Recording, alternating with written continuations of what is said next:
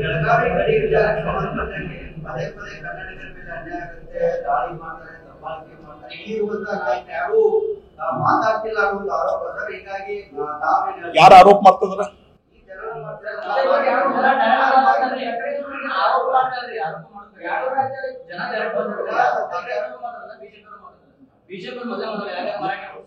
ನೋಡ್ರಿ, ಈ vote bank ಪ್ರಶ್ನೆ ಇಲ್ಲ. ನಾವೊಂದು ಹೇಳ್ತೀನಿ, ನಾನು ಇವತ್ತು ನಾವೆಲ್ಲರೂ ಭಾರತೀಯರು ನೋಡ್ರಿ, ಅದ ಪ್ರಶ್ನೆ ಅಲ್ರಿ. ಏನಾಗಿದೆ, ನಾವು ಯಾವುದೇ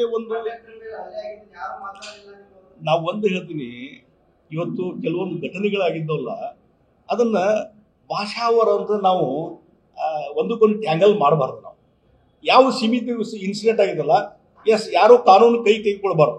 ಎಸ್, ಕಾನೂನು ಯಾರಿಗೆ ಕೈ ತೆಗೆದುಕೊಂಡ್ರೆ ಅವ್ರ ಮೇಲೆ ಕಾನೂನು ಕ್ರಮ ಕೈಗೊಳ್ರಿ, ಅವ್ರ ಮೇಲೆ ಎಲ್ಲಾ ರೀತಿ ಕಠಿಣ ಕ್ರಮ ತಗೊಂಡು ಶಿಕ್ಷೆ ಕೊಡ್ರಿ ನೀವು. ಆದ್ರೆ ಅದನ್ನ ಒಂದು ಭಾಷಾ ವಿಷಯವಾಗಿ ಪರಿವರ್ತನೆ ಆಗೋದು ನಾವು ಒಪ್ಪೋದಿಲ್ಲ. ಹೀಗಾಗಿ ಇಲ್ಲಿ ಇದ್ರ ಬಗ್ಗೆ ಸೀಮಿತವಾಗಿ ಅದ್ರ ಬಗ್ಗೆ ಚರ್ಚೆ ಮಾಡೋಣಂತೆ.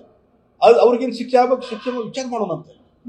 ಅದು ಈಗ ನೋಡಿ, ನನ್ನ ಅನುಭವದ ಪ್ರಕಾರ, ನಾನು ಒಬ್ಬ ಇವತ್ತು ಬೆಳಗಾವಿ ಸಂಸದರಾಗಿ ಹೇಳ್ತೇನೆ, ನನ್ನ ಅನುಭವದ ಪ್ರಕಾರ ಇಲ್ಲಿ ಬೆಳಗಾವಿ ನಗರದಲ್ಲಿ ಹಿಡ್ಕೊಂಡು ಬೆಳಗಾವಿ ಜಿಲ್ಲೆಯಲ್ಲಿ ಮೊದಲು ಒಂದು 15-20 ವರ್ಷದಿಂದ, ಮತ್ತೊಂದು ಕೆಲವು ವರ್ಷಗಳ ಹಿಂದಿತ್ತು, ಒಂದು ಸ್ಪಿರಿಟೆಡ್ ಫೈಟಿಂಗ್ ಇತ್ತು.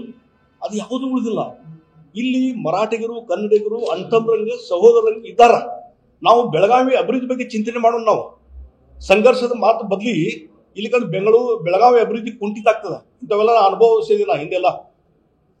ಅದಕ್ಕಾಗಿ ಅದ್ರ ಬಗ್ಗೆ ಚಿಂತನೆ ಮಾಡೋಣ.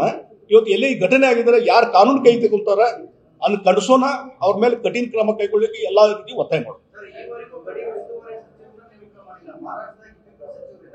ನೋಡ್ರಿ, ಅದಕ್ಕೆ ರಾಜ್ಯ ಸರ್ಕಾರದ ಫೇಲ್ಯೂರ್ ಅಲ್ಲ, ಅದ್ರ ಬಗ್ಗೆ ಏನ್ ಮಾಡ್ಬೇಕು ಮಾಡ್ತಾರೆ. ನಮ್ಮ ಅಧಿವೇಶನದಲ್ಲಿ ಗಡಿ ಅಭಿವೃದ್ಧಿ ಪ್ರಾಧಿಕಾರ ಅದು ಮಾಡೋದು ಬಿಡು ರಾಜ್ಯ ಸರ್ಕಾರಕ್ಕೆ ಬಿಟ್ಟಂತ ವಿಚಾರ. ಹೀಗಾಗಿ ಇದಕ್ಕೆ ನಾವು ತಳಕ್ ಹಾಕೋದು ಬೇಡ.